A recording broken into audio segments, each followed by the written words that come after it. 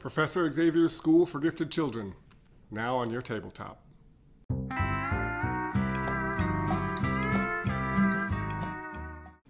Hey everyone, it's Kylie at Games Unlimited.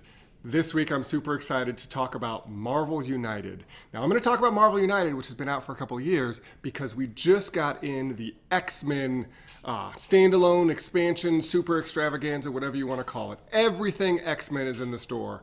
So let's get started. This is Marvel United. Now you can play this along with the X-Men version. They're the same game with the same rules, and all can be mixed and matched to have hundreds of different characters.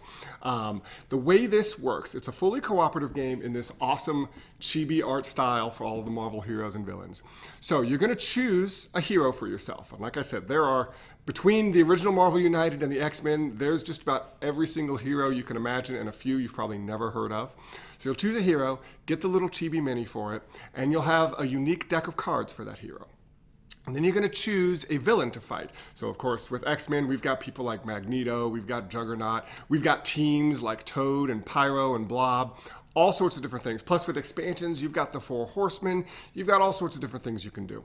So you'll choose a villain, choose your hero team, and the goal of the game is to knock the hero down to 0 hit points. So they have a certain amount of hit points depending on how many people are playing. On your turn, it's very simple. You're going to play one of your cards. It has some actions on it. There's attack, there's move, and there's heroic action. These are basically going to be used to defeat henchmen and to save civilians and move around the board. Now, there's not a board per se. There are going to be 6 different locations. Those can be randomized. Each location actually has a unique special ability on it that you can unlock. So if you're at that location, maybe it allows you to heal for free, get free movement, all sorts of different things. But in order to unlock that special ability, you have to deal with the crisis that's at that location. And the crisis is unique to each villain. Each villain has their own deck of 6 crises, and you're going to put them randomly on the 6 locations. So those crises might inhibit you in some way. So maybe if you're at that location, in order to move, you have to actually play 2 movement actions to move. Or maybe the henchmen there, which normally only take 1 attack action to defeat, take 2 attack actions to defeat. Things like that. So you're going to play your card down. Most of the cards in your deck just have those basic abilities. You use attacks to defeat henchmen, you use heroic actions to rescue civilians, you use your move to move. But some of your cards have the unique special power to your character.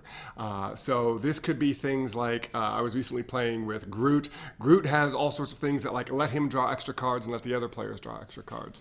Rocket Raccoon, of course, does severe amounts of damage using his weapons. But what's really cool is you play your card to what's called the storyboard. It's sort of like making a little comic book tableau. And the basic actions on your card you get to do, plus the actions of the card played previously. So this is where the teamwork comes in. I'm going to play something maybe with 2 attacks. So I get to do 2 attacks and whatever the previous person did. And I'm setting up the next player, so what they do, maybe they need to move. So they'll be able to play a movement card and still get the 2 attacks that I had. Now, of course, the special abilities that are unique to you, those don't carry over. Only you get to do them when you play the card. So a lot of really cool teamwork. You have to be careful because each of those locations has a certain amount of spots for henchmen and civilians. And if you need to add henchmen and civilians and you can't, something bad's going to happen. That bad thing is unique to each villain. Now each villain has its own unique deck as well.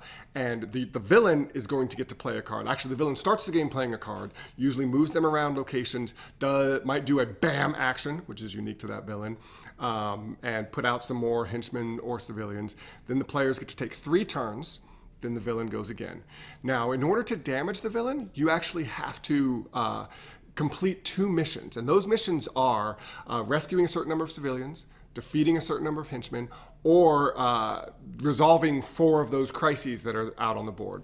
So once you've done 2 of those, you open up the ability to attack the villain, do enough damage to the villain, you win. If enough players get KO'd, so if one of the way the game handles damage, if you take damage, you discard cards from your hand, so you'll have fewer options. And if you get KO'd, the villain gets to do their BAM action. Some villains win the game if a certain number of people get KO'd, things like that. So each villain has its own unique way that it can win the game. But for you to win the game, do enough damage, knock them out. The game is fantastic.